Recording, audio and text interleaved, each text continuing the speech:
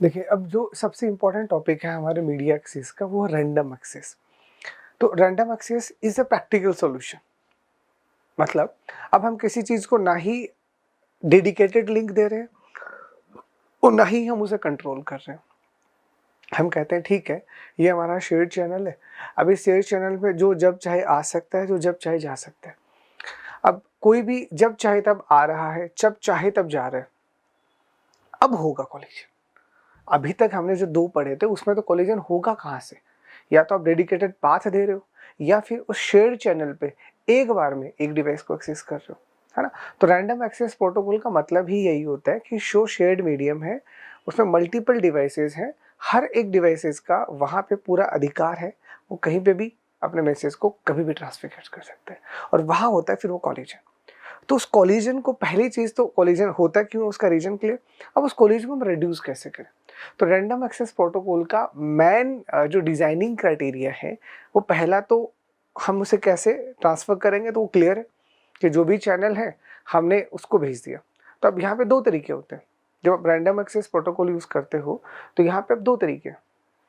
या तो आप क्या कर रहे हो, या तो आपके पास में एक चैनल है, ठीक है? तो शेयर्ड चैनल मतलब चलो एक छोटे से एग्जांपल से समझ लेते हैं। देखो क्या है कि सपोज करो 2 तरह के ड्राइवर्स हैं, है ना? One is the beginner driver and the other one is expert driver, ठीक है? तो जो बिगिनर ड्राइवर होगा, जैसे ये रोड है, मान लीजिए, ठीक है? ऐसे सिंपल एग्जांपल, ठीक है? और अब यहाँ से कोई भी इस चैनल को एक्सेस करना चाह रहा है, मान लीजिए ये एक डिवाइस है, वो इस डिवाइस इस चैनल को एक्सेस करना चाह रहा है। तो एक पर्सन तो ऐसा होगा कि वो जब इसको एक्सेस करेगा तो पहले क्या देखेगा? वो पहले देखेगा कि यहाँ से यहाँ तक जितना उसे दिखता है, एक जैसे प्रैक्टिकल एग्जांपल है ना, मान लीजिए उस इस पर्सन को इतना रोड दिख रहा है, तो ये क्या देखेगा कि क्या इस रोड के ऊपर क्या कोई दूसरा कोई आ रहा है? कोई आ रहा है, क्योंकि कोलिजन बोले तो एक्सीडेंट। अब हम चाहते यही हैं कि एक्सीडेंट ना हो। तो उसके लिए फिर आपको क्या करना पड़ेगा कि आप सबसे पहले इस पूरे के पूरे रूट को देख लो, बोले तो सेंस कर लो, ठीक है? तो यहाँ पे या तो हम ये कहेंगे कि जो भी हमारा चैनल है, पहले हम उसको सेंस कर लें। सेंस करने का मतलब आप ये पता कर लो कि वो आइडियल है या फिर busy. That's called the sensing. This is basically called the carrier sensing, जो पढ़ेंगे आप लोग, है ना? तो हम पहले क्या कर रहे हैं, जो भी हमारा चैनल है उसको सेंस कर रहे हैं कि क्या वो खाली है। हम रिस्क ही नहीं लेना चाह रहे। आप एक बार के लिए ये मान लो, हम रिस्क ही नहीं लेना चाह रहे। जैसे ही हमें पता चला खाली है, हमने हमारा डेटा भेज दिया। जैसे हमें पता चला कोई आ रहा है, हम वेट करेंगे। हम वेट करेंगे और हम ये कहेंगे कि नहीं भाई, जब तक ये आ नहीं जाता हम तो नहीं चलाएंगे गाड़ी, खामखा एक्सीडेंट हो जाएगा। आप ऐसा समझ सकते हो, ठीक है? तो it is a safer, no doubt is a safer mechanism, but क्या ये कॉलिजन फ्री है? तो याद रखना, रैंडमाइज में कभी कॉलिजन फ्री हो ही नहीं सकता। अब आपका दिमाग सोच रहा होगा कि सर हम तो पूरा रास्ता देख के जा रहे हैं, तो अब कैसे एक्सीडेंट होगा? होगा ना, बिल्कुल होगा। कैसे? जैसे आप वेट कर रहे हो, वैसे इधर कोई और भी तो हो सकता है इंतजार करने वाला, क्यों नहीं हो सकता? क्या बिल्कुल हो सकता है, ठीक है? तो हो सकता है इसको भी एक डिवाइस इधर से दिखाओ, इसको भी एक डिवाइस इधर से दिखा, साइमल्टेनियसली दोनों को एक साथ आइडियल दिखा। इसने इधर से देखा, बोला आइडियल है, इसने इधर से देखा, आइडियल है। अब दोनों एक साथ आ गए। अब आ गए तो अब कोई सॉल्यूशन नहीं, अब तो कोलिजन होगा। तो कोलिजन तो होता है, नो डाउट, बट अगर आप सेंस करके करोगे तो कम होगा, ठीक है? दूसरा तरीका होता है नो सेंस। नो सेंस का मतलब आपको डेटा भेजना है, भेज दो, कोई डिले नहीं, कोई वेटिंग नहीं, कुछ नहीं। कोई आ रहा है, कोई जा रहा है, कोई लेना देना नहीं है, आप तो भेज दो मैसेज, ठीक है? तो यही दूसरा सिनेरियो हम क्या बोल रहे हैं कि यहाँ पे maybe there is a situation है कि यहाँ से आपका एक मैसेज जा रहा है, आपने सेंस तो किया ही नहीं, तो हो सकता है इधर से भी कोई मैसेज आ रहा हो, आ सकता है ना? तो अगर आप सेंस किए बगैर भेजोगे तो अब मेरे को एक बात बताओ, अब यहाँ क्या होगा? अरे ऑब्वियस सी बात है, यहाँ कोलिजन, यहाँ पे कोलिजन ज्यादा होगा, कोलिजन ज्यादा होगा, है ना? तो अगर हम बिना सेंसिंग के डेटा को ट्रांसफर करेंगे तो कोलिजन होता है ज्यादा। अगर हम सेंस करके डेटा को ट्रांसफर करते हैं तो कोलिजन होता है कम।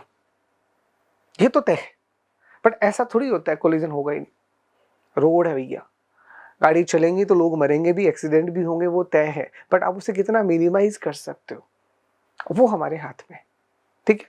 तो अगर आप कोलिजन ज्यादा चाह रहे हो, मतलब आप सेंस नहीं कर रहे, तो अगर आप सेंस करके अगर काम कर रहे हो, तो इसके लिए हम जो प्रोटोकॉल यूज करते हैं दैट इज कॉल्ड अलोहा, ठीक है। तो अलोहा प्रोटोकॉल जो होता है वो रैंडम एक्सेस का वो प्रोटोकॉल होगा जहां पे हम कोई सेंसिंग करते ही नहीं है, हम कहते हैं सीधा मैसेज को भेज दो, क्या होगा, कोलिजन होगा, कोई ना, दोबारा भेज देंगे, फिर कोलिजन होगा, फिर दोबारा भेज देंगे।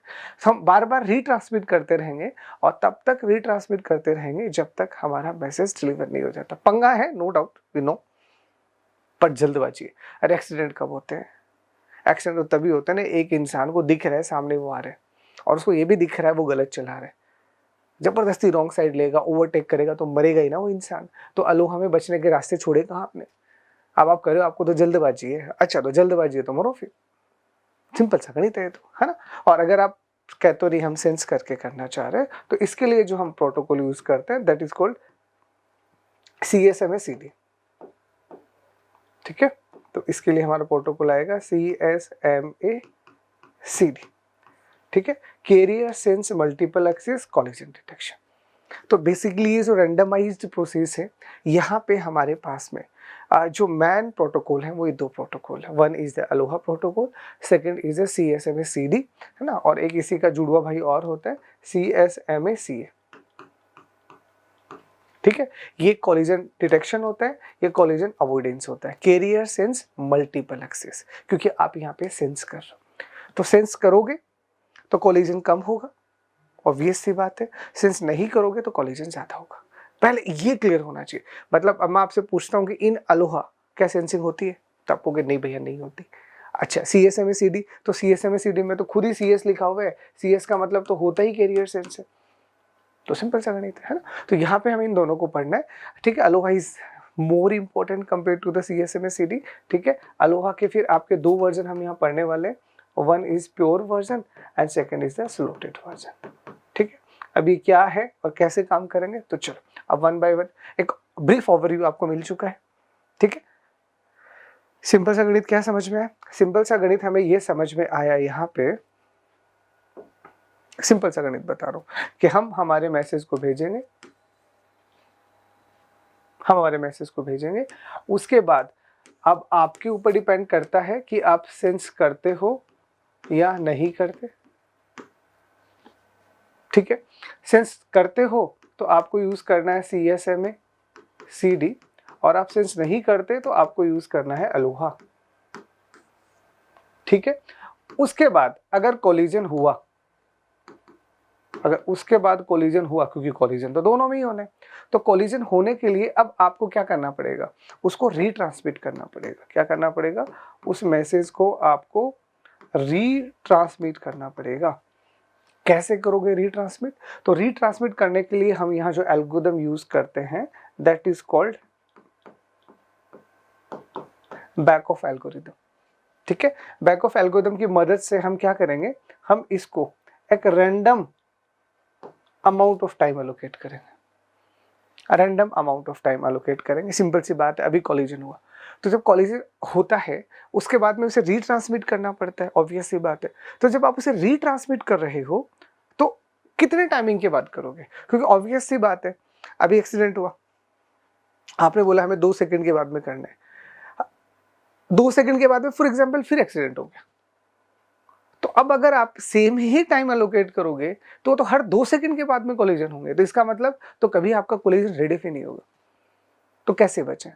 तो हमने पहली बार कोलिजन हुआ, ठीक है, हमने एक random amount of time allocate कर दीजिए, मान लीजिए 1 सेकंड, ठीक है। 1 सेकंड के बाद फिर कोलिजन हो गया तो हम कहेंगे नहीं इस बार 2 सेकंड तो इसका मतलब जो 1 सेकंड वाला कोलिजन था वो अगली बार 1 सेकंड के बाद ही तो होता, बट आपने अगली बार टाइम बदल दिया।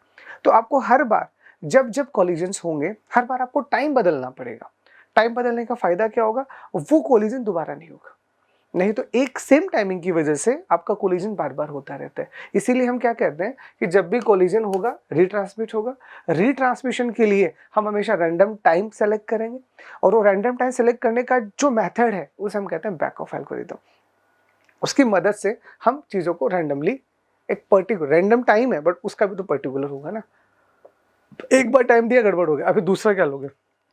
बोल दिया मैंने तो रैंडम है, बट रैंडम का मतलब ये थोड़ी मूड है कुछ भी आ गया। रैंडम में भी तो कोई ना कोई पर्टिकुलर टेक्निक काम करना होगा, तो रैंडम टाइम भी कैसे एलोकेट करोगे? That is the back off algorithm. तो कुल मिला के पूरा का पूरा आपका जो रैंडमाइज एक्सेस है वो कंप्लीटली इस पूरे के पूरे चार्ट को फॉलो करेगा। मैसेज भेजा, सेंस किया या नहीं किया, सेंस किया तो CSMA/CD, सेंस नहीं किया तो अलो। अच्छा, कोलिजन होना तय है, क्योंकि कोलिजन हो ही नहीं रहा है, असंभव है, हो ही नहीं सकता।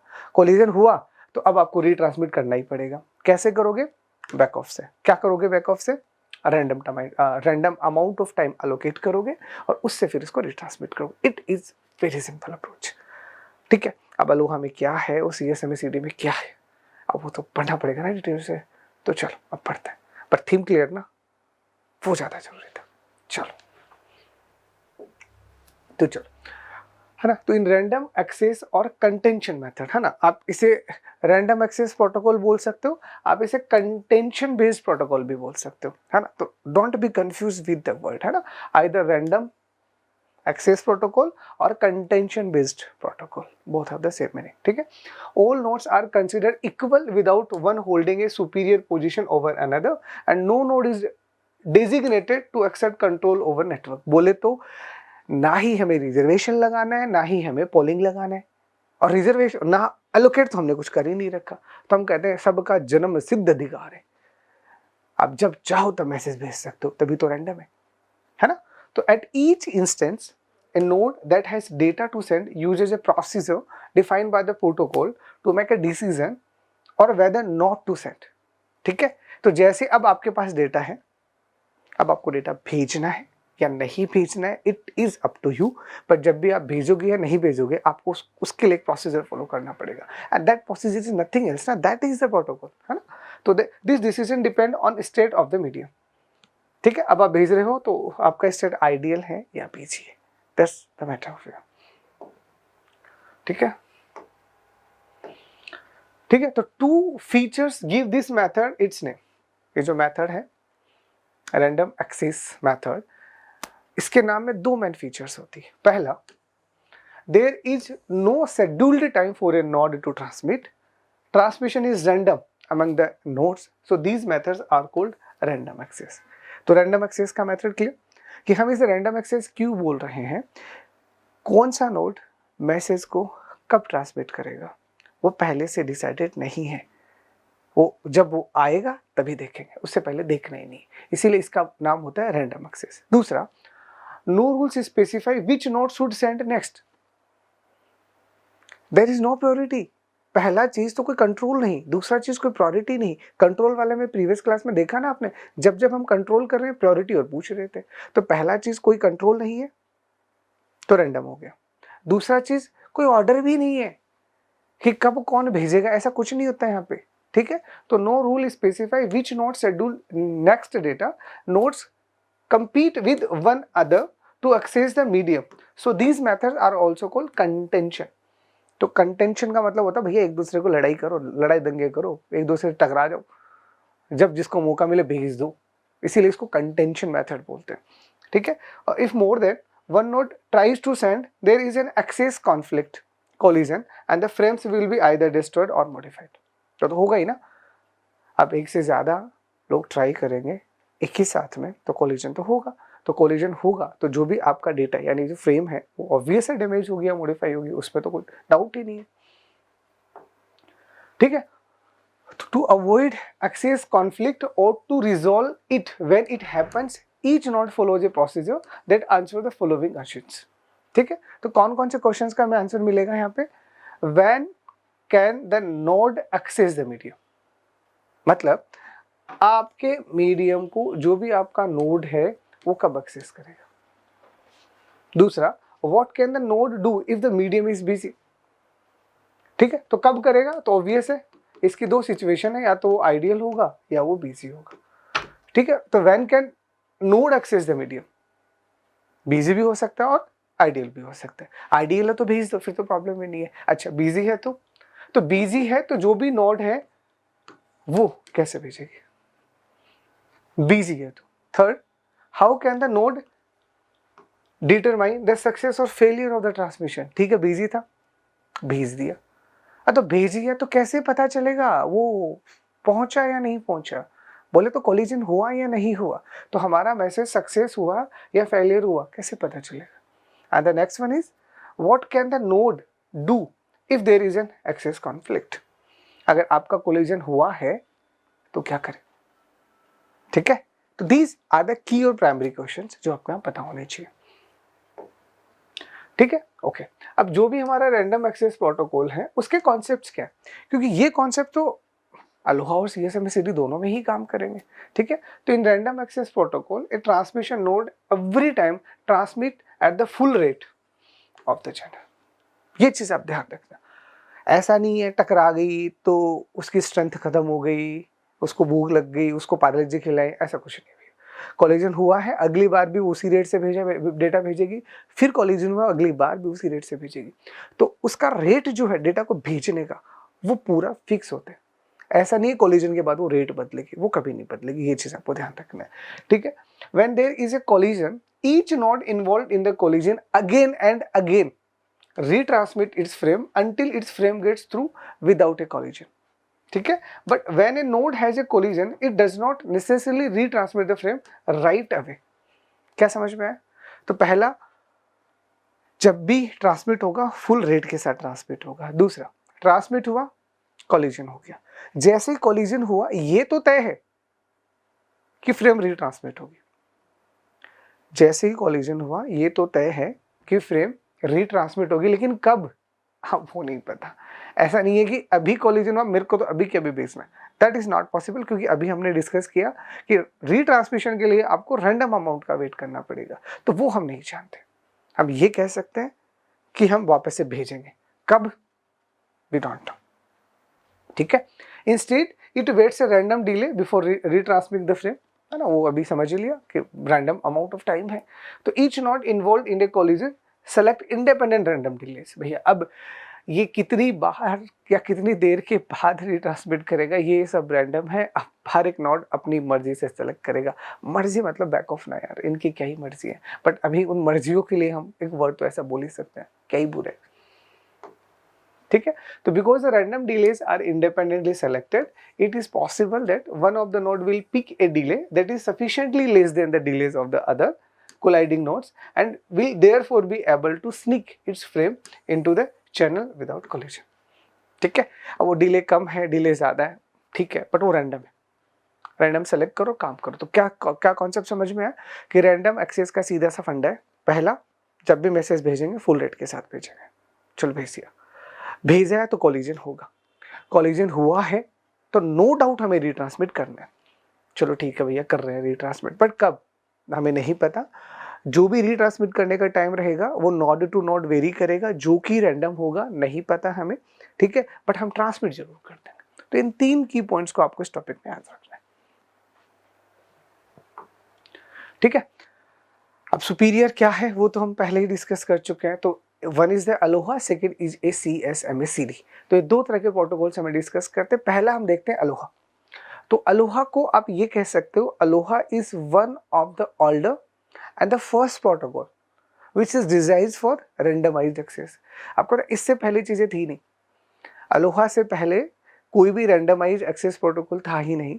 तो ये पहला प्रोटोकॉल था जो रैंडमाइज एक्सेस के लिए बना था, रैंडमाइज एक्सेस के लिए बना था। ये चीज आपको पता होनी चाहिए।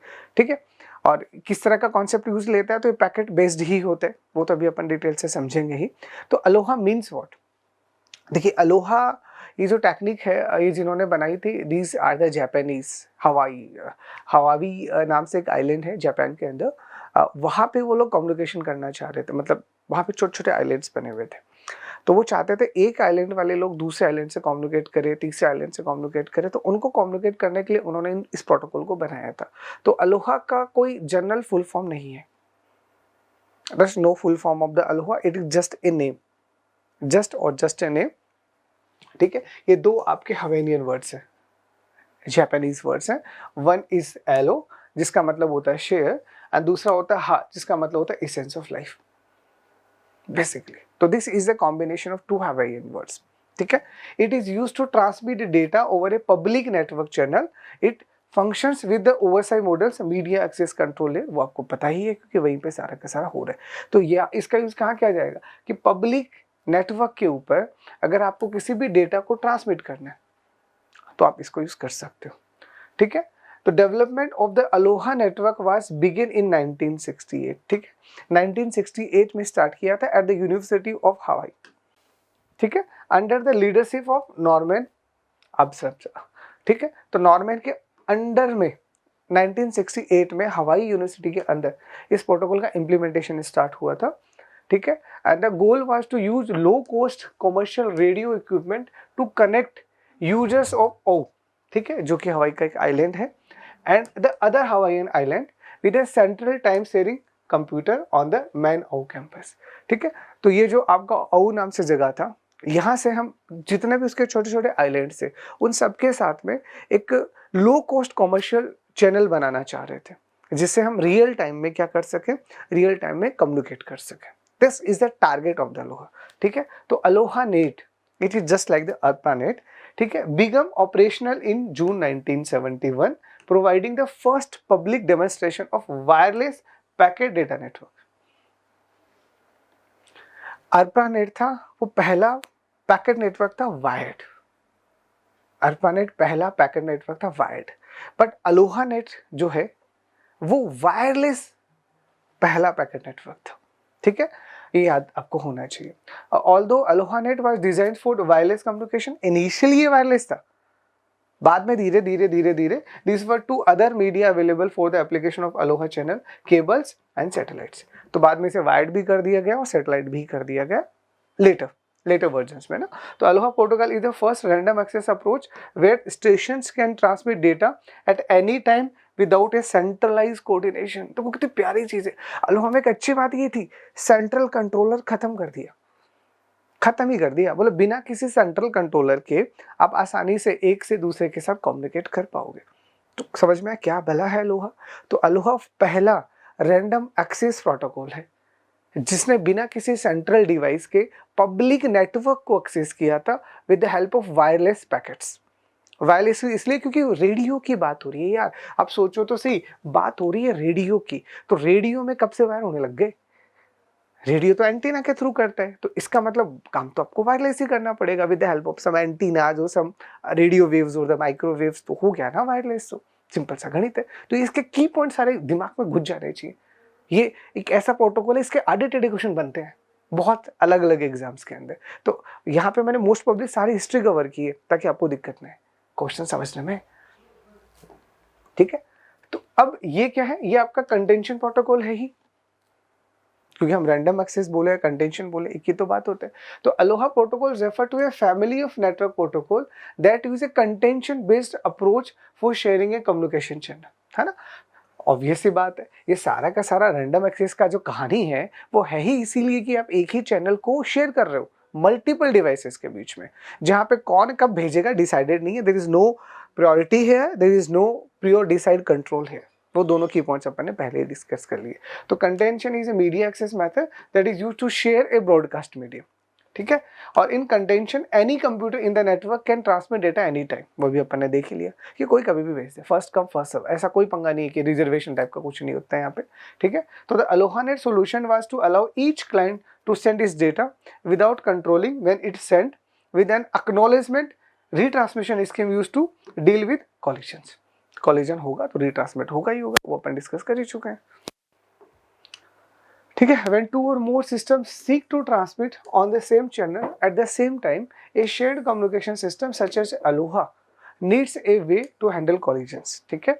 अब ऑब्वियस सी बात है, अब आप शेयर्ड मीडियम पे एक से ज़्यादा डिवाइसेस को एक ही टाइम पे मैसेज भेजने के लिए बोल रहे हो तो कोलिजन तो होगा। अच्छा कैसे हैंडल करोगे, तो उसका मैकेनिज्म तो बनाना ही पड़ेगा ना, ठीक है। तो node in the Aloha system transmit whenever data is ready to send, मतलब कोई इंतजार नहीं है, जब भेजना भेज दो, कुछ चेक वेक करना ही नहीं, सेंसिंग है ही नहीं यहाँ पे। तो जब आपको लगे आप रेडी आप तो भेज दो, ठीक है।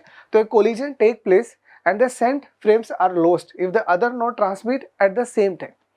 आपने अगर भेजा उसी वक्त अगर किसी ने दूसरा भेज दिया तो हो गया पंगा, ठीक है। और however a node can check to see if the frames were transmitted by listening to the broadcast on the medium including its own. ठीक है, okay. Basic idea of Aloha. तो देखिए, अलोहा को जब बनाया गया था इनिशियली, तो इसका कॉन्सेप्ट कहाँ से निकाला गया है? तो ये सारा का सारा कॉन्सेप्ट हब से निकाला गया, क्योंकि ये एग्जैक्टली हब का काम करने का तरीका होता है। हब क्या करता है? क्या करता है? हब ब्रॉडकास्ट करता है, ठीक है, but smart broadcast. Smart broadcast का मतलब, अगर मुझे किसी को मैसेज भेजना है तो मैं पहले ब्रॉडकास्टिंग करके ये देखूंगा भैया जो है सब रेडी हैं। अब वो रेडी हैं, वो मुझे फिर से भेजेंगे, जी है क्या रेडी है, तो भेज दो। तो वहां से हमें क्या समझ में आता था? वहां से हमें ये चीजें समझ में आएगी, हाँ यार, कुछ कुछ ऐसा सा मैकेनिज्म हम हमारे कम्युनिकेशन में भी बना सकते हैं, जो हमने डिवाइसेस पे बनाए। इसलिए अलोहा का कंप्लीट वर्किंग मैकेनिज्म हब से निकाला गया।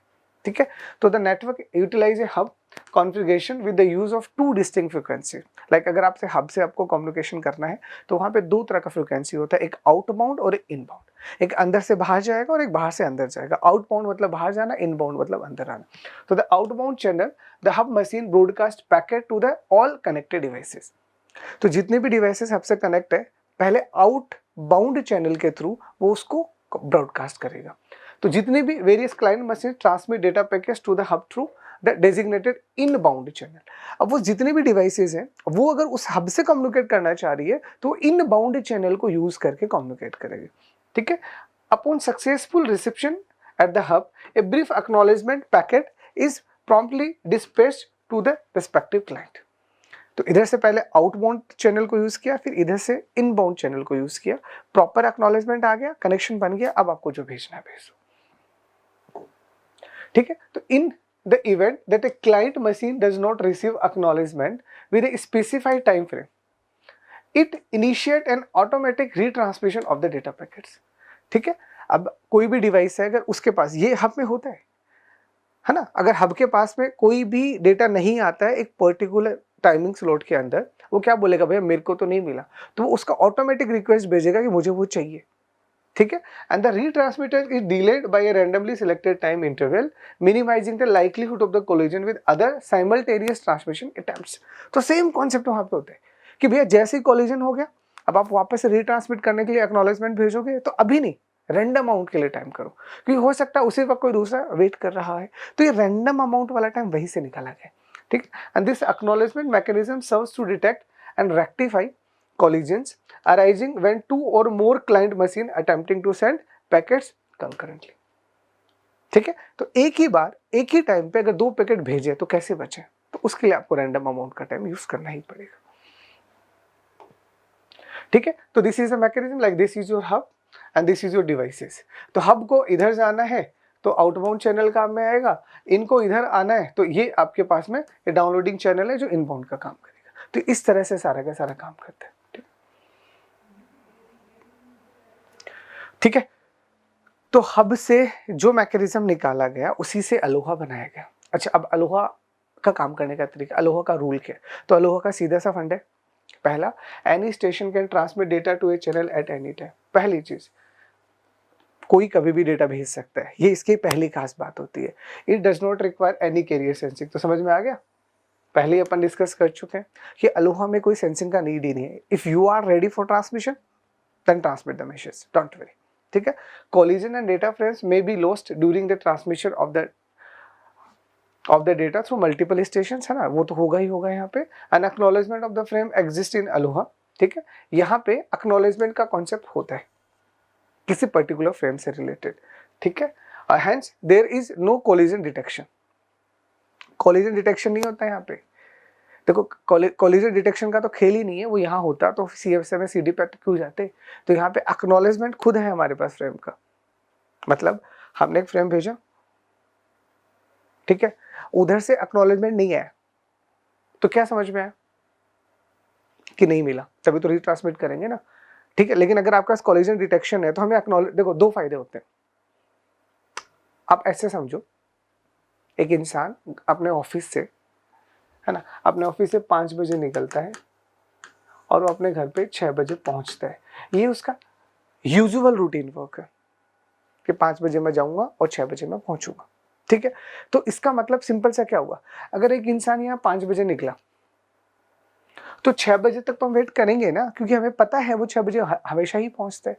लेकिन जैसे ही 6 बजे, अब अगर वो नहीं मिला तो एक बात बताइए, ये नीड है हमें कि कोलिजन को हम डिटेक्ट करें? अरे हमें खुद ही पता चल गया भाई कि पंगा हो गया, क्योंकि ये तो डिसाइडेड था कि जो यहाँ 6 बजे पहुंचने वाला था वो नहीं है। इसका मतलब अब सर्चिंग स्टार्ट कर दो, मतलब गड़बड़ हो गया है, गड़बड़ हो गया मतलब दोबारा भेजो। इसीलिए यहाँ पे डिटेक्शन का नीड नहीं है। यही अगर डिटेक्शन होता तो फिर क्या होता, ये यहाँ आया, यहाँ पे 2 पैकेट्स कोलाइड हो गए, तो इस कोलिजन का हमें यही पता चल जाएगा। हम वेट नहीं करेंगे कि कब इसका टाइम ओवर हो, कब ये वापस से रिट्रांसमीटर का एक्नॉलेजमेंट, नहीं, जहां कोलाइड हुआ वहीं से हमें पता चल जाएगा और यहां से हम सीधा का सीधा उसको वापस भेज देंगे। दैट्स अ कोलिजन डिटेक्शन, है ना, जो सीएसएम में देखेंगे। ठीक है, तो समझ में आया इसका कि यहाँ पे हमें कोलिजन डिटेक्शन का नीड क्यों नहीं है और एक्नॉलेजमेंट क्या करता है। ठीक है, it requires retransmission of the data after some random amount of time. वो अपन ने देख लिया कि जब भी आप रीट्रांसमिशन करोगे आपको क्या यूज करना है, random amount of time use करना है। ठीक है, ये इसके प्रिंसिपल्स हैं अलोहा के। ठीक है, और अब अलोहा के देखिए 2 वर्जन्स हैं, एक है प्योर अलोहा और एक होता है स्लूटेड अलोहा। ठीक है, दोनों में जो डिफरेंस है वो इफिशियंसी का डिफरेंस है और कोई खास डिफरेंस नहीं है ना। तो सबसे पहले हम बात करते हैं प्योर अलोहा। तो pure Aloha is the original version, ये सबसे पहले यही बनाया गया था, तो this is the original version of Aloha. ठीक है, pure Aloha is a simple and basic network protocol use for sharing a communication channel among multiple users in a network. वो हमें पहले से पता है। Pure allows users to transmit data whenever they have information to send without any central coordinations, we know that very well. ठीक है, and the protocol is relatively simple but suffers from low efficiency due to the potential for collisions and subsequent retransmission, है ना। इसका efficiency कम है इसलिए इसको कम use किया जाता है। वो क्यों है वो भी अपन देखेंगे। Pure Aloha have lower channel utilization efficiency compare to more advance protocol because collision and retransmission introduce ideal time on the channel. ठीक है, अब बार बार रिट्रांसमिट कर रहे हो तो चैनल का यूटिलाइजेशन तो कम होगा ही होगा ना, तो इसमें ज्यादा कोलिजन होता है। अपन डिस्कस कर चुके, सेंस नहीं करोगे तो कोलिजन ज्यादा होंगे, कोलिजन ज्यादा होंगे, यूटिलाइजेशन कम होगा ही होगा, वो तो तय है, पहले से तय है। ठीक है, अब यहाँ पे CSMA-CD मतलब अगर हम अलोहा में प्योर अलोहा की बात करते हैं तो सिंपल सा क्या है, जैसे ये आपका फ्रेम आया, ठीक है, ये आपका दूसरा फ्रेम है, ये आपका तीसरा फ्रेम है। ठीक है, अब फॉर एग्जांपल ये आपके पास में मल्टीपल स्टेशन, ये स्टेशन 1 है, ये स्टेशन 2 है, ये स्टेशन 3 है, ये स्टेशन 4 है, लाइक आपके पास में 4 स्टेशन है। ठीक है, ठीक है, ये हमारे पास में टाइम इंटरवल्स है।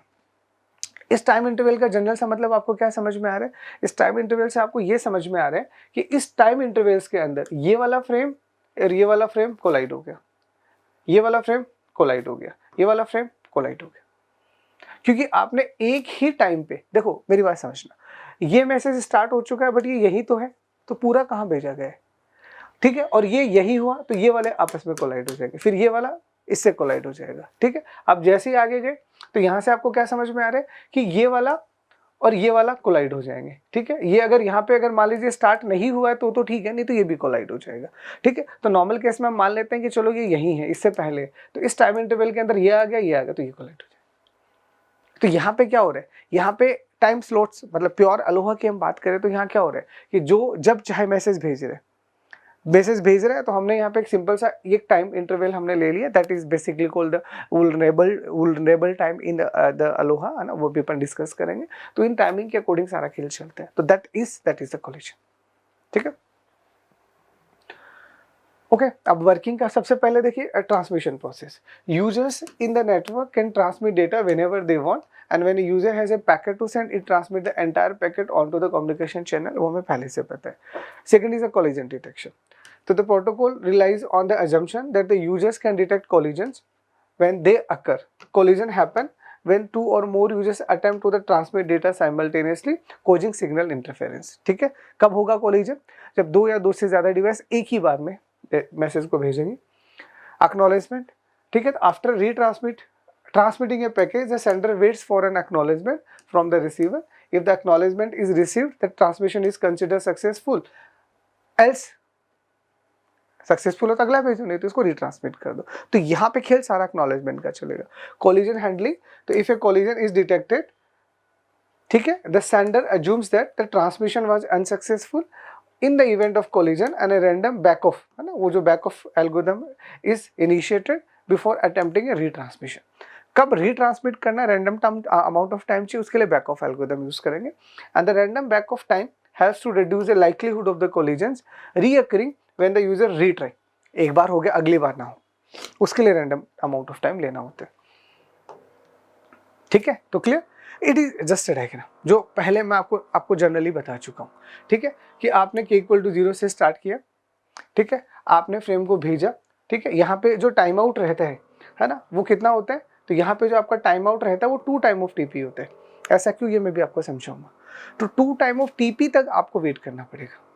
ठीक है, तो ये आपका टाइम आउट होने का मतलब क्या हुआ, अरे एक्नॉलेजमेंट के लिए अगर आपको एक्नॉलेजमेंट आना होगा तो इस टाइम में आ जाएगा, नहीं आया इट मीन्स गड़बड़ हो गया, रिट्रांसमिट करो। तो ये टाइम आउट है। अब हम पूछ रहे हैं एक्नॉलेजमेंट मिला है नहीं मिला, तो यहाँ पे वेटिंग टाइम हमारा जो है वो 2 टाइम ऑफ टीपी है। 2 टाइम ऑफ टीपी तक हम वेट करेंगे, हमने मैसेज भेज दिया और 2 टाइम ऑफ टीपी तक हम वेट कर रहे हैं कि एक्नॉलेजमेंट आया या नहीं है। ठीक है, अगर आपके पास एक्नॉलेजमेंट आ गया तो it means there is no collision, कोई प्रॉब्लम नहीं। बट अगर नहीं आया तो अब हम यहाँ से क्या करेंगे, के का वैल्यू अपडेट करेंगे। ये बैक ऑफ एल्गोरिथम का कॉन्सेप्ट है जो मैं सिखाऊंगा आपको नेक्स्ट क्लासेस में। ठीक है, और चेक करेंगे कि क्या के का वैल्यू के मैक्स से बड़ा है।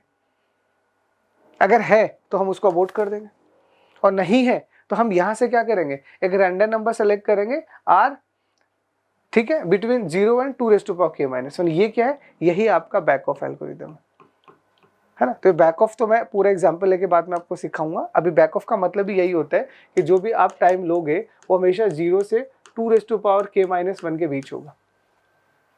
अभी एक प्रैक्टिकल एग्जांपल करोगे तो और अच्छे से समझ में आएगा। ठीक है, और ये आपका वेट टीबी टाइम हो गया, तो टीबी आर इंटू टीपी और आर इंटू टीएफटी जो भी है, और देन उसके बाद में अब आप उसको वापस से भेजोगे। ठीक है, कि आपको यहाँ से क्या पता चल गया, एक रैंडम अमाउंट टाइम पता चल गया। उस रैंडम अमाउंट टाइम के बाद फिर से इसको रिट्रांसमिट किया और ये प्रोसीजर चलता रहेगा जब तक वो सक्सेसफुल रिसीव नहीं हो जाता। ठीक, एनालिसिस, प्रॉपर एनालिसिस अब हम पूरा कर रहे हैं। तो we will make the following assumptions for analysis of pure Aloha. तो प्योर अलोहा का फंडामेंटल अजम्पशन क्या है, all frame are of the constant length, है ना। अब आप यहाँ पे जो लेंथ यूज करोगे वो हमेशा कांस्टेंट होना चाहिए।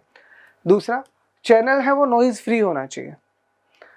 Frame do not Q eight individual station, Q नहीं होना चाहिए, क्योंकि अरे अभी तो बोला जब चाहे तब भेज दो, जब चाहे तब भेज दो, तो क्यू का कॉन्सेप्ट कैसे लग गया। क्यू का मतलब तो ये कि आपने वेटिंग में लगा रखी है, तो इसका मतलब तो आपका डिले टाइम और बढ़ गया। तो यहाँ पे कोई क्यू का कॉन्सेप्ट है ही नहीं। And channel acts as a Poisson process. ठीक है, तो यहाँ पे नॉर्मली प्योर अलोहा के अंदर जो काम होता है वो according to the Poisson distribution होता है। क्या है अभी समझाऊंगा, है ना, तो ये आपको पता होना चाहिए। तो दीज आर 4 अजम्पशंस। पहला, जितने भी आपके फ्रेम्स हैं सबका लेंथ सेम होगा। दूसरा, चैनल आपका नॉइज फ्री होगा। तीसरा, कोई क्यूइंग कॉन्सेप्ट नहीं है जो जब चाहे तब भेज सकता है, और उसमें जो भी प्रोसेसिंग होगा वो पॉइजन डिस्ट्रीब्यूशन के अकॉर्डिंग होगा। These 4 are the key point और for the analysis of the Aloha. ठीक है, ओके। अब यहाँ पे हम टी जो नोटेशंस हमारे रहेंगे फॉर्मूले में, this is the T F, उसका मतलब फ्रेम टाइम जिसमें आपका प्रोसेसिंग, ट्रांसमिशन, प्रोपगेशन सारा का सारा टाइम आ गया। एस का मतलब होता है average number of successful transmission पर टीएफ, जिसे हम क्या बोलते हैं, इफिशियंसी बोलते हैं। नॉर्मली हमें इफिशियंसी ही तो निकालना है सारा का सारा, है ना। तो इफिशियंसी का मतलब यहाँ एस का मतलब है सक्सेस होना।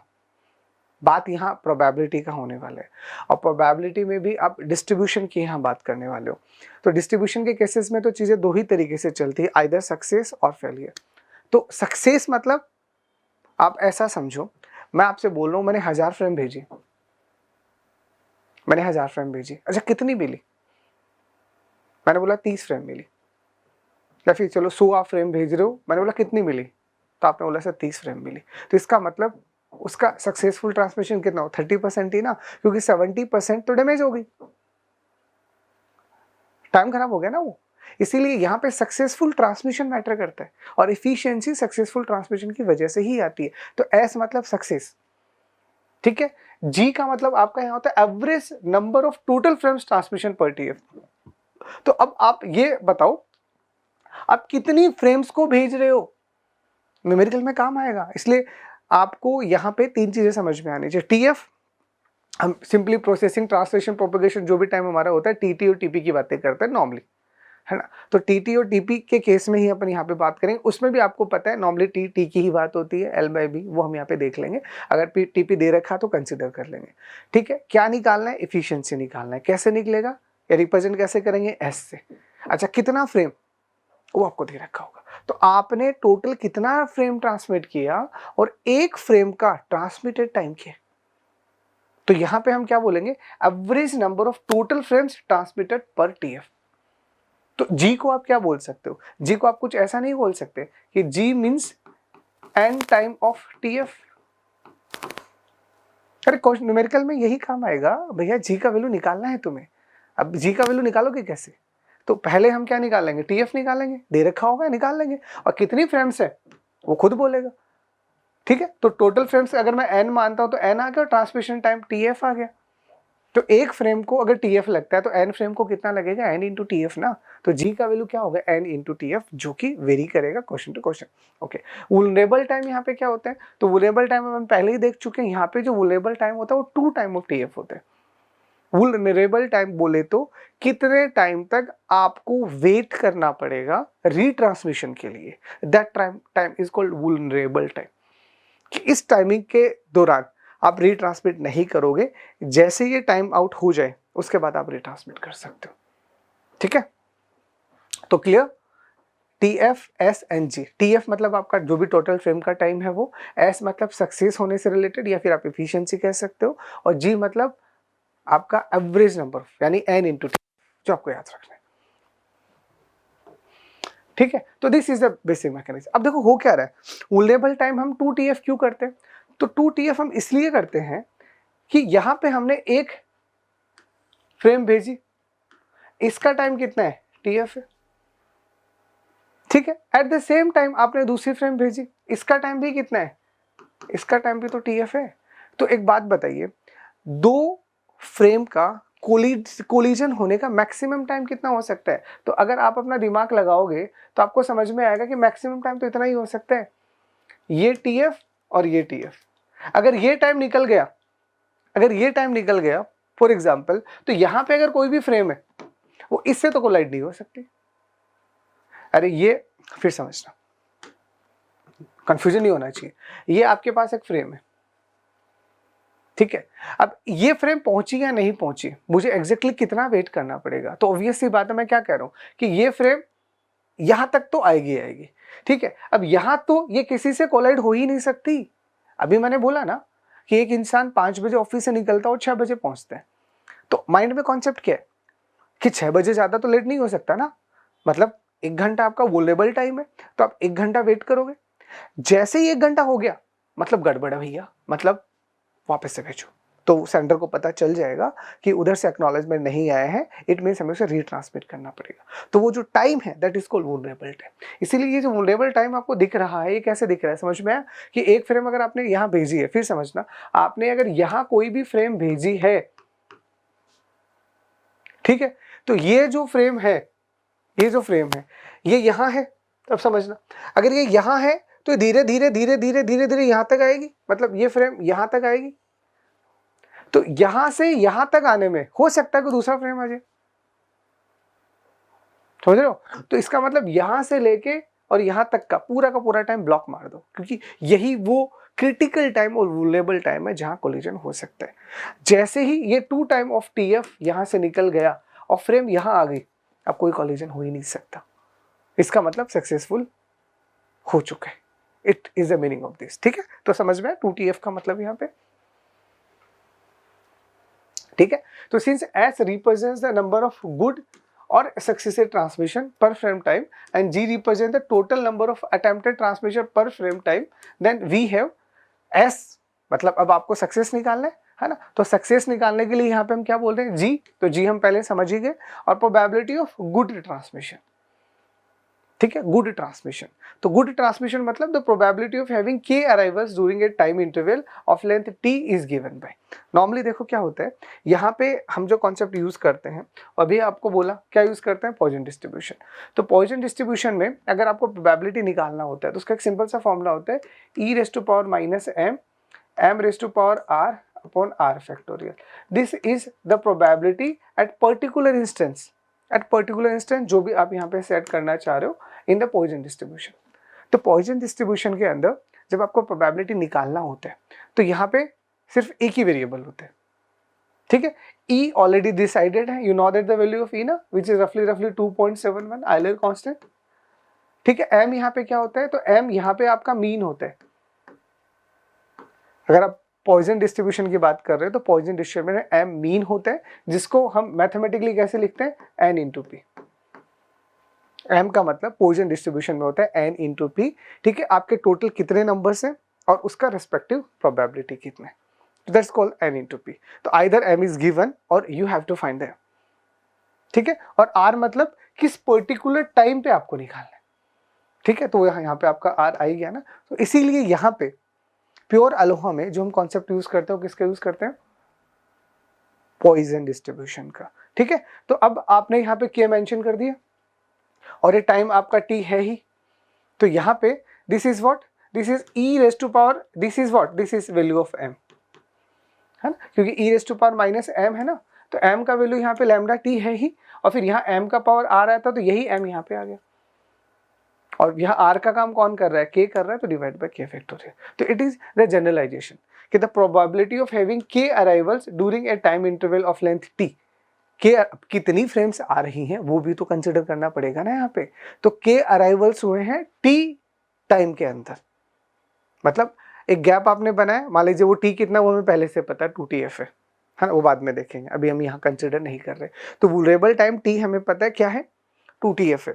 तो इस 2TF के अंदर भैया कितनी फ्रेम्स आई है, क्योंकि जब आप निकाल ही रहे हो तो देखो यहाँ पे आप गौर से देखो, तो एम मैंने इक्वल टू क्या लिखा, M into N into P ना, तो एन इंटू पी में लैम्डा क्या बताएगा, लैम्डा क्या बताएगा, तो गौर से देखो लैम्डा आपको, ये एन क्या बता रहा नंबर, तो लैम्डा क्या बताएगा, नंबर ना पर्टिकुलर, तो वो हमें कहां से पता चल रहा है, वो यहां से पता चल रहा है, ठीक है, ठीक है। Where lambda is arrival time, okay. तो the vulnerable time for a successful transmission is 2TF, वो तो हमें पहले से ही पता है ना, ठीक है। That is collision probability increases, so the probability of good transmission is not to have an arrival during the vulnerable time, so put t equal to 2 time of TF and k equal to 0। तो अब वो जो formula हमने बनाया वहाँ t की जगह 2TF रख दीजिएगा, k की जगह 0 रख दीजिएगा, तो जैसे आप रखोगे ये रिजल्ट आएगा, ठीक है। ये 0 है तो ये पूरा का पूरा 1 बन जाएगा, और यहाँ पे अब ये आपका वैसे 1 बन जाएगा, तो यहाँ पे ये आपके पास आएगा e का power minus lambda 2 time of TF। तो यहाँ पे जो लैम्डा TF है उसको आप यहाँ पे क्या मान लो, g मान लो। तो अब समझ में आया ये क्या है, नंबर, वही तो जरूरी था ना। तो g equal to lambda time of TF कह दो, तो ये लैम्डा टाइम ऑफ TF को आपने g बोल दिया, तो that's the value of this e raise to power minus का 2g, ठीक है। 2 तो यहाँ ऑलरेडी आ ही रहा है, ठीक है। और for pure Aloha the probability of successful transmission is e raise to power minus 2g। अगर सिर्फ सक्सेसफुल ट्रांसमिशन का आपसे प्रोबेबिलिटी पूछा जा रहा है तो that is e raise to power minus 2g, याद कर लो। एक्सपेक्टेड नंबर ऑफ ट्रांजेक्शन कितनी की है, तो e raise to power 2g आ जाएगा, ठीक है। Which means that is small increase in the channel load that is g can drastically reduce its performance. तो g में थोड़ा सा भी चेंज करोगे ना एकदम से बदलाव आ जाएगा, ये इसका मीनिंग होता है, ठीक है। तो थ्रूपुट ऑफ, अब अगर इसका पूरा का पूरा थ्रूपुट निकालोगे तो अब क्या निकलेगा, अरे एस ही तो था हमारा थ्रूपुट, जो हमने क्या बोला था, g time of good probability, और वो अभी हमने निकाल ही लिया कितना है, e raise to power minus का 2g। इसीलिए यहाँ पे सक्सेसफुल अगर आपको निकालना है, बोले तो थ्रू आउट या एफिशिएंसी निकालना है, तो उसका फॉर्मूला हो जाएगा g time of e raise to power minus 2g, ये हमने निकाल लिया अभी, ठीक है। तो यहाँ पे मैक्सिमम थ्रूपुट कैसे आएगा, तो if you know about the calculus कि मिनिमम मैक्सिमा कैसे निकालते हैं, तो just differentiate it if you know, है ना, दिल पे मत लेना, समझ में आया तो अच्छी बात है। तो आप इसका डिफरेंशिएशन करो तो कितना आएगा, e raise to power minus का 2g यहाँ आ जाएगा, ठीक है, g 1 हो गया, ठीक है। और यहाँ पे g e raise to power minus का 2g, और यहाँ पे आपका माइनस का 2 आ जाएगा। और क्रिटिकल पॉइंट्स निकालना है तो इक्वल टू 0, तो यहाँ से e raise to power minus का 2g आप कॉमन ले लीजिएगा, 1 माइनस का 2g इक्वल टू 0। तो यहाँ से क्या समझ में आ रहा है, या तो g का वैल्यू, ठीक है, तो g का वैल्यू ये तो कभी 0 हो नहीं सकता, e का पावर तो कुछ भी कर लो कभी 0 बनेगा ही नहीं ना, तो यानी यहाँ से फिर g का वैल्यू कितना आएगा 1/2, ठीक है। इसीलिए हम क्या कह रहे हैं कि अगर आपको इसका मैक्सिमम परफॉर्मेंस निकालना है तो put g is equal to 1/2, जो कैसे निकलता है with the help of calculus if you know about the differentiation, this application of AOD, ठीक है। और वो जैसे आप यहाँ रखोगे, ठीक है, तो इसका मतलब आपने s के g की जगह 1/2 रखा इनटू e का पावर यहाँ से कितना आ गया -1, ठीक है, जिसको आप सॉल्व करोगे तो विच इज 1/2e, और इसको अगर आप सॉल्व करते हो, ठीक है, तो ये लगभग आपका कितना होता है, ये आपके पास होता है 0.184, ठीक है, जिसको आप परसेंटेज में कन्वर्ट करोगे तो रफली 18.4%, ठीक है। तो मैक्सिमम थ्रूपुट प्योर अलोहा से कितना आता है 18.4। अच्छा, एफिशिएंसी निकालने का फॉर्मूला फिर समझ लो। प्योर अलोहा में एफिशिएंसी निकालने का फॉर्मूला क्या होता है, g time of e raise to power minus का 2g, g निकालना सीख चुके हैं, n इंटू TF, कितनी नंबर ऑफ फ्रेम्स है और उसका टोटल टाइम कितना है, तो g के लिए इंफॉर्मेशन हमें दिया जाएगा, वहां से निकालेंगे। ये मैक्सिमम थ्रूपुट है। अब g का कोई भी वैल्यू देखो, ये तो हम कह रहे हैं कि ज्यादा से ज्यादा कितना होगा, तो ज्यादा से ज्यादा 18.4 होगा तो g का वैल्यू 1/2 होगा, but in the average case g हमें खुद निकालना होता है, वो तो सीधा बोल देगा हमने इतनी फ्रेम ट्रांसमिट की, तो n दे रखा है, TF हम निकाल लेंगे and with the help of that we can calculate it, but वो 18.4 से ज्यादा कभी नहीं आ सकता, ये याद रखना, क्योंकि ये यहाँ पे हम नहीं कहते, कैलकुलस कहते हैं, ठीक है। तो यहाँ से क्या समझ में आया, दिख रहा है, तो आप जैसे जैसे वैल्यू बढ़ा रहे हो, दिख रहा है, तो जैसे जैसे आप वैल्यू बढ़ा रहे हो, यहाँ पे एक पॉइंट तक आके यहाँ पे जो वैल्यू आया वो 0.20 के लगभग, यानी 0.18 रफली है, ये मैक्सिमम वैल्यू है, उसके बाद में धीरे धीरे घटती जाएगी और घटते घटते घटते घटते कभी ना कभी रफली 0 बन जाएगा, ठीक है। तो ये कितनी चीजें समझ में आनी चाहिए कि प्योर अलोहा में एफिशिएंसी टाइम कितना होता है, एस यानी कितना होता है g time of e raise to power minus का 2g, ठीक है। सक्सेसफुल ट्रांसमिशन का प्रोबेबिलिटी कितना होता है, फिर सुनना, सक्सेसफुल ट्रांसमिशन का प्रोबेबिलिटी कितना होता है, e raise to power minus का 2g, तो ये हमारा सक्सेसफुल ट्रांसमिशन का प्रोबेबिलिटी है। कई बार क्या होता है वो सक्सेसफुल ट्रांसमिशन ही पूछता है, तो आपको सिर्फ e raise to power minus 2g करना है। अच्छा, एफिशिएंसी निकलवा रहा है तो g टाइम कर देना, मैक्सिमम पूछ रहा है वो निकालना ही नहीं है। मैक्सिमम एफिशिएंसी तो पहले से ही पता है 18.4 होता है, कब आएगा, जब g का वैल्यू हाफ रखोगे। तो ये सारे क्वेश्चंस हैं जो पूछे जा चुके हैं इधर उधर, है ना। तो मैक्सिमम के लिए g का वैल्यू हाफ होना चाहिए, मैक्सिमम आएगा कितना 18.4 आएगा, हमें निकालना है तो g into e raise to power minus का 2g, और इसी के रिस्पेक्ट में अगर प्रोबेबिलिटी निकालना चाह रहे हो तो ओनली कौन सा वाला, गुड प्रोबेबिलिटी या सक्सेसफुल प्रोबेबिलिटी, है ना। तो ये तीन चीजें आपको यहाँ पे याद रखनी, ठीक है। दूसरा आता है हमारा स्लोटेड अलोहा। तो स्लोटेड अलोहा जो है वो आपका प्योर अलोहा का अपडेटेड वर्जन है। अपडेटेड मतलब यहाँ पे हमें नॉर्मली उसका इफिशिएंसी बढ़ाना है, जो 18.4 है हम इसको कैसे बढ़ाएं, तो इसको बढ़ाने के लिए यहाँ पे क्या किया गया, यहाँ पे स्लोट्स बना दिए गए, है ना। जैसे आपको सिंपल से एग्जांपल दूं, जैसे बस से समझते हैं, एक बस है, उसको एक जगह से दूसरी जगह पे जाना है, तो उसको कहाँ पे रुकना है, कहाँ पे रुकना है वो पहले से डिसाइडेड है, मतलब बस स्टॉप्स बना रखे हैं। तो आपने बस स्टॉप्स बना रखे हैं तो ऑलवेज भी वो वहीं रुकेगा और कहीं रुकने वाला ही नहीं है, और वो ऑटोमेटिक चलेगा। तो एग्जैक्टली माइंड में एक पिक्चर हो गया कि वहीं रुकना है, तो वहीं रुकना है, तो हम एक पिक्चर क्या बना रहे हैं कि क्या वहां गड़बड़ हो रहा है, या फिर हम ये कहें कि हमने स्लोट्स बना दिए, है ना। स्लोटेड अलोहा का मैकेनिज्म प्योर अलोहा से अलग क्यों है, क्योंकि प्योर अलोहा में जैसे ये एक कंप्यूटर है, डिवाइस है, ये दूसरा डिवाइस है और ये तीसरा डिवाइस है, तो यहाँ पे कोई कभी भी भेज सकता है। इसने मर्जी आई यहाँ भेज दिया, पहले समझना, इसकी मर्जी आई इसने अब भेज दिया, इसकी मर्जी आई ये इसको अब भेज दिया। तो यहाँ हो क्या रहा है, if this is device A, this is device B और दिस इज डिवाइस सी, तो प्योर अलोहा के अंदर कोई भी डिवाइस कभी भी डेटा को भेज रही है, तो कभी भी डेटा को भेजोगे तो पंगा होगा ही ना, कोलिजन आएगा ही ना। तो यहां पे हमने क्या किया, इस मैकेनिज्म को थोड़ा सा अपग्रेड कर दिया। कैसे किया वो समझना। तो यहां पे हमने मैकेनिज्म क्या लगाया, कि ये आपके 3 डिवाइसेस हैं,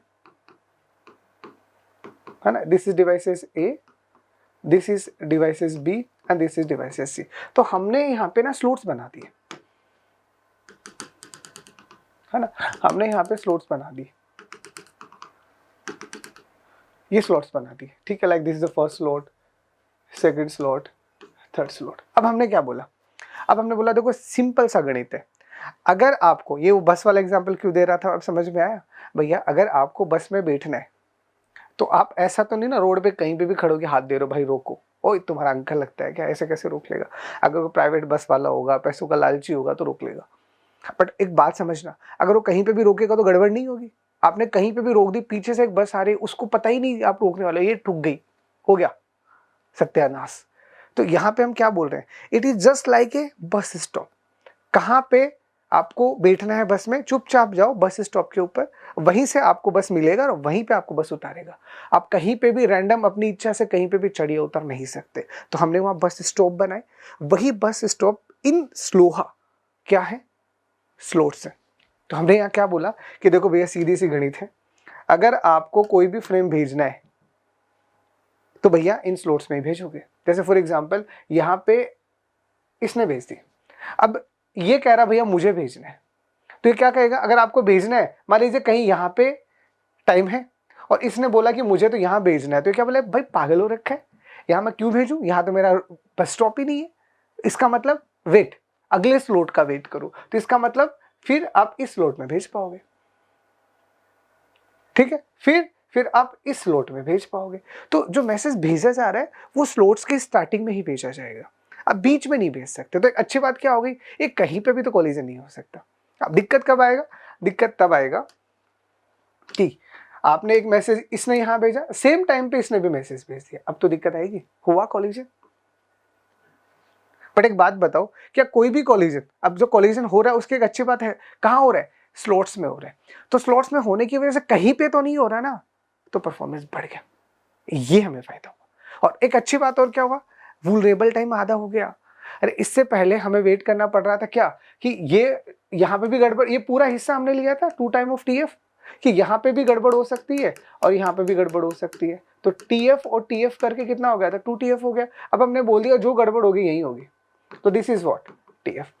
इसीलिए यहाँ पे वुलरेबल टाइम जो होता है ना वो टीएफ होता है, 2 टीएफ नहीं होता। तो इसका मतलब क्या हुआ, वेट कम करना पड़ रहा है क्योंकि स्लॉट्स बना दिए, ये फायदा होता है स्लॉटेड अलोहा का। तो क्लियर, ठीक है। तो slotted Aloha is a network protocol that involved from the original Aloha and was developed to improve the efficiency of communication in SAT, ठीक है। तो मेन काम इसका improve करना है। Slotted Aloha was proposed as an enhancement to the pure Aloha to introduce a more structured approach to channel access, and the time was divided into discrete slots, है ना, and users were allowed to transmit only the beginning of each slot। तो अब समझ में आया, times बना दिए, और उसके अगर आपको कोई मैसेज भेजना होगा ना तो आप स्टार्टिंग में भेज पाओगे, याद रखना बाद में नहीं भेज पाओगे, ठीक है। तो this slotted approach reduces the chances of collision compare to the unslotted, बोले तो प्योर। तो इससे क्या हुआ, हमारा चांसेस और बेटर हो गया, यानी कोलिजन के चांस कम हो गए और एफिशिएंसी बढ़ गया, ठीक है। And the possibility of a collision remains when trying to send a frame at the beginning of 2 और मोर स्लॉटेड टाइम, ठीक है। ठीक, अजम्पशन, तो अजम्पशन तो मोस्ट वही है, all frame consist of exactly L bits, मतलब वही है, एल बोले तो फिक्स होना चाहिए यार, वह एल तो लिख दिया, ठीक है। And time is divided into slots of L by R. अब यहाँ पे एल इसलिए बोला कि अब जो स्लोट्स बनेंगे वो कितने बनेंगे, एल बाई आर के लिए बनेंगे, ठीक है। Nodes start to transmit frame only at the beginning of slots, कोई भी नोट अगर आएगी तो स्लोट की स्टार्टिंग में ही आएगी, नहीं तो नहीं आने वाली। The nodes are synchronize so that each node knows when the slots begin, ठीक है। If 2 or more frames collide in slot, then all the nodes detect the collision event before the slot ends। मतलब अगर कहीं पे भी collision detect हुआ इस slot में, तो उस स्लॉट के अंदर जितनी भी आपके फ्रेम्स सब खत्म हो जाएंगे, मतलब एंड हो जाएंगे, तो सारे रिट्रांसमिट होंगे, ठीक है। तो प्रोसीजर बहुत सिंपल है यहाँ पे। तो while there is a new frame a to send, मान लीजिए अब आपको कोई भी नई फ्रेम ए भेजनी है, तो if after some time acknowledgement is received, successful transmission of frame, simple। और if there is a collision, the node detects the collision before the end of the slot, है ना, एंड ऑफ द स्लॉट से पहले आना चाहिए, नहीं तो होगा ही नहीं ना बाद में, ठीक है। तो wait a random amount of time and go to one, simple way. Pure की तरह ही है यार, थोड़ा सा चेंज किया है, समझो।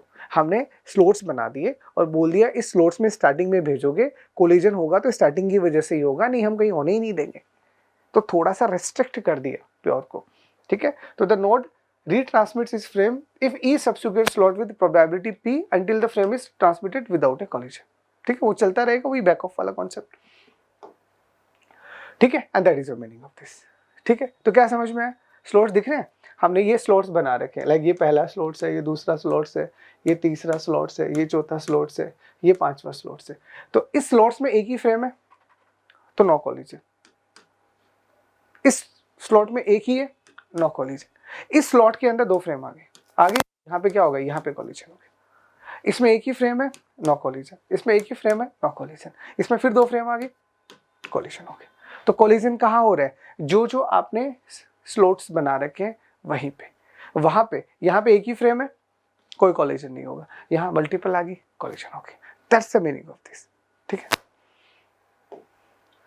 Analysis simple. तो सपोज एनी स्टेशन है packets to send, each transmit in slot with probability p and probability of successful transmission is s is by any specific single node। तो देखो यहाँ पे नॉर्मली क्या होता है, प्योर अलोहा में हम जो डिस्ट्रीब्यूशन यूज करते हैं नॉर्मली, वो हम यूज करते हैं पॉइजन डिस्ट्रीब्यूशन।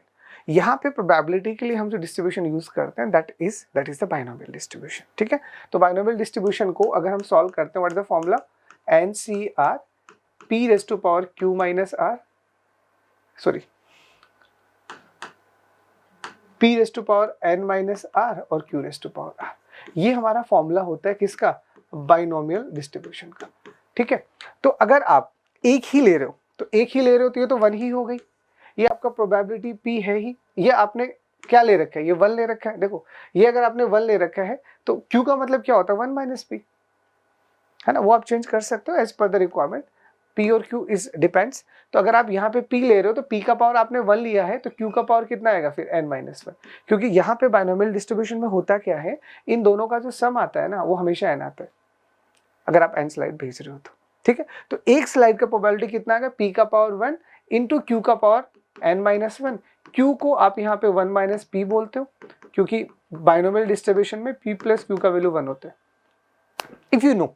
बाकी डोंट वेरी, इतना डिटेल्ड मैथ्स इतना रिक्वायर्ड नहीं है, फॉर्मूले तो एटलीस्ट याद रखने हैं ना, बस वो आप लास्ट में याद रख लेना, ठीक है। तो एक है तो उस केस में आपके पास में आएगा इतना, बट यही अगर n हुई तो this is n time of this, इसीलिए यहाँ पे इसको आप n से मल्टीप्लाई कर दो, दिस इज फॉर्मूला, है ना। तो देखो अगर आप n नोड्स की बात करोगे तो n time of p and 1 minus p का पावर n-1, ठीक है, दिस इज अ प्रोबेबिलिटी, ठीक है। और ऑप्टिमल अगर आपको चाहिए, अगर ऑप्टिमल चाहिए यहाँ पे, तो ऑप्टिमल के लिए आपका n टेंडिंग टू इन्फिनिटी होगा, और n का वैल्यू आप जैसे ही इन्फिनिटी रखोगे यहाँ से s का वैल्यू आपको मिलेगा 1/e, जो कितना होता है 0.37, यानी रफली 37%।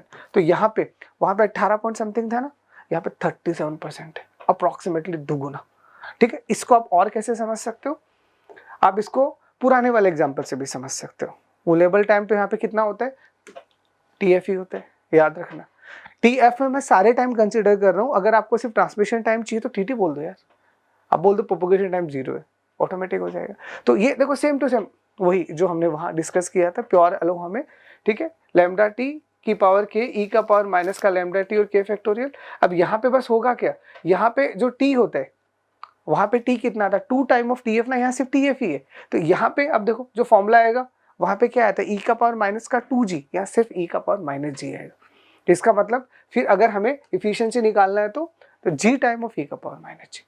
तो जो वहाँ पे g टाइम ऑफ ई का पावर माइनस 2g आया था, वो यहाँ पे g टाइम ऑफ ई का पावर सिर्फ माइनस जी आएगा, क्योंकि वेरिएबल टाइम 2TF से सिर्फ TF हो गया, तो वो दो वहाँ से गायब हो गए। आसान तरीका आप याद रख सकते हो, ठीक है, ठीक है। And this is the meaning of this, कि जो कॉलिजन टाइम है वो समझ में आ गया, होगा तो यही होगा, या तो होगा ही नहीं, और होगा तो यही होगा। इसीलिए वोलेबल टाइम सिर्फ यही कंसिडर होता है यहाँ पे, आगे में कोलिजन हो ही नहीं सकता, इसीलिए वोलेबल टाइम सिर्फ कितना होता है, TF। और थ्रूपुट तो अब आपको समझ में आ ही गया होगा, प्रोबेबिलिटी ऑब्वियस सी बात है यार, यहाँ पे अब भी नहीं समझ में आया तो फिर गधे हो तुम लोग, ठीक है। तो s into G time of e raise to power minus का जी, ये इसका क्या एफिशिएंसी है, और ये इसका क्या है, ये इसका प्रोबेबिलिटी है, ई रेस टू पावर माइनस जी, ठीक है। अब इसमें अगर आपको वही मैक्सिमम वैल्यू निकालनी है तो ये तो देखो सीधा सीधा ही हो गया ना। अब इसको अगर आप सॉल्व करते हो यहाँ पे भी, तो यहाँ पे मैक्सिमम वैल्यू s का कितना आएगा, 1/e पता होना चाहिए। जैसे मैं करूँ क्या डिफरेंशिएशन, तो देख लो मैं कर देता हूँ आपको इसका भी डिफरेंशिएशन। तो अगर आप इसको डिफरेंशिएट करोगे तो ds बाई डी जी तो कितना आएगा, e का पावर माइनस जी माइनस जी इंटू ई का पावर माइनस का जी। ई का पावर माइनस जी जब आप कॉमन ले लोगे तो कितना आएगा, 1 माइनस का जी। तो यहाँ पे देखो जी का वैल्यू कितना आ गया, 1, ठीक है। अब यहाँ पे आप ये क्या है, ये मैक्सिमम है। वहां पे मैक्सिमम के लिए जी का वैल्यू कितना रखा था, हाफ। यहाँ पे मैक्सिमम के लिए जी का वैल्यू कितना आएगा, ठीक है, आपका 1। तो जी का वैल्यू जैसे आप यहाँ पे 1 रखोगे इस फॉर्मूले के अंदर, तो यहाँ से हमारा s इक्वल टू कितना आएगा, 1 इंटू ई का पावर माइनस का जी, जो कितना आएगा 1 अपॉन ई का power minus 1 which is 1/e। तो मैक्सिमम वैल्यू कितना आएगा इसका, इसका आएगा 1/e, ठीक है। और 1/e को जब आप सॉल्व करोगे तो रफली ये कितना होता है, तो इसका वैल्यू आपके पास होता है 0.36 के लगभग, जिसको आप प्रोबेबिलिटी में सॉल्व करोगे तो लगभग 36% आएगा।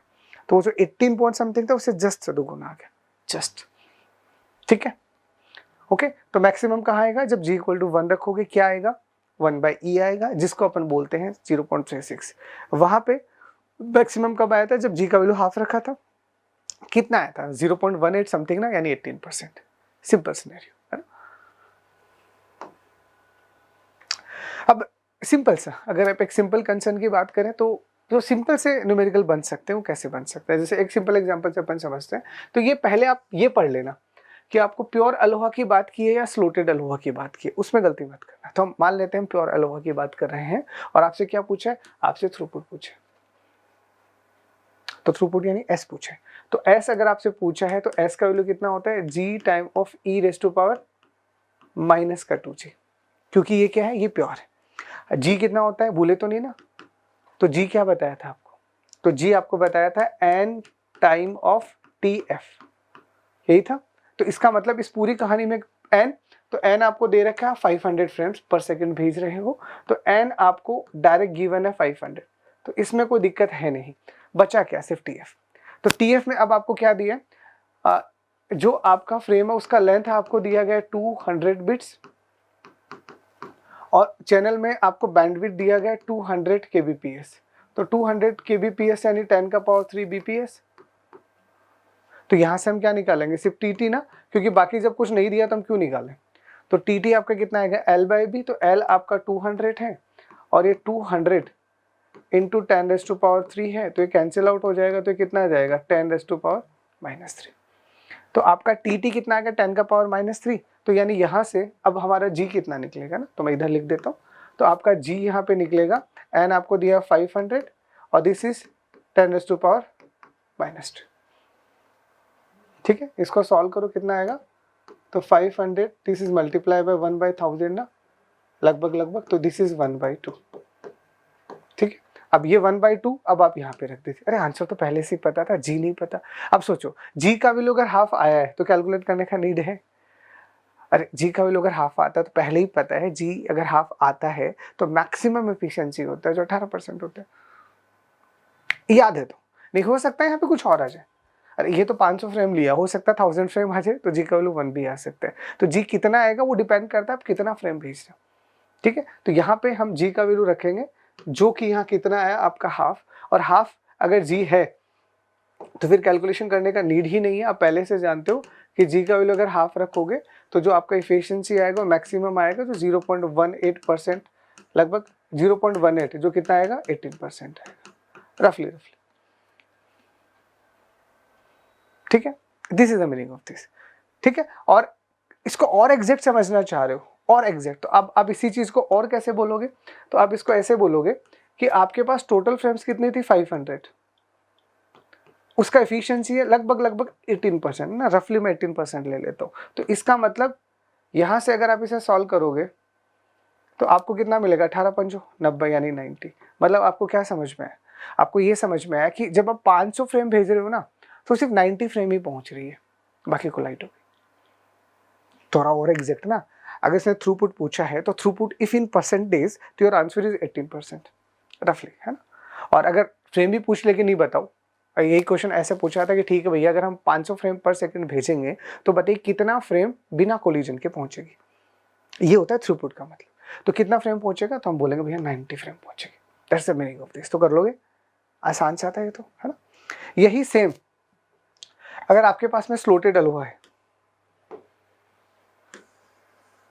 तो अब स्लोटेड अलुआ का फॉर्मूला लगा दो। पूछा क्या है, यहाँ पे भी तो थ्रूपुट ही पूछे है, तो अब तो यार सोचना ही नहीं है, अभी तक तो समझ आ गया होगा कि यहाँ पे हम जो s निकालेंगे वो g time of e raise to power minus G निकालेंगे, ठीक है। g पहले से डिसाइडेड है, n टाइम ऑफ t आएगा, n यहाँ पे कितना दे रखा है, तो n यहाँ पे आपको दे रखा है 1000, लो जी, ठीक है। t निकालना है, वो यहाँ पे भी l बाई बी ही निकाल रहे हो, तो ये 200 है और ये सेम डेटा सेम ही है ना, 200 10 का पावर 3, तो ये आपके पास में 10 का पावर -3 ही है, ठीक है। तो इसका मतलब आपका g का वैल्यू यहाँ पे कितना आएगा, n आपका 1000 यानी 10 का पावर 3 एंड दिस इज 10 का पावर -3, तो दिस इज इक्वल टू 1,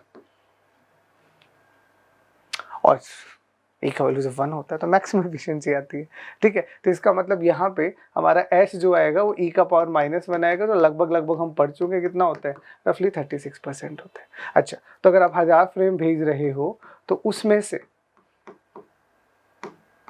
कितनी फ्रेम पहुंचेगी, ओनली 360, तो यहाँ पे अब आपका 360 फ्रेम्स पहुंचेगा, that is the meaning of this, ठीक है। तो क्लियर, स्लोहा प्योर स्लोहा, मतलब स्लोहा क्या आएगा, अलोहा प्योर और उसका स्लोटेड वर्जन, उसके फॉर्मूले, उसका एफिशिएंसी, उसका प्रोबेबिलिटी, सब कुछ आपको याद होना चाहिए, है ना। तो फॉर्मूले तो वो सिंपल से हैं, आपको समझ में आ चुके होंगे। जब भी आपको अलोहा से रिलेटेड करना है बस आपको 2 चीज़ें पता होनी चाहिए, बाकी चीज़ें ऐसा है, ठीक है। तो इसकी प्रैक्टिस करो, आ जाएगी चीज़ें समझ में, ठीक है, ओके।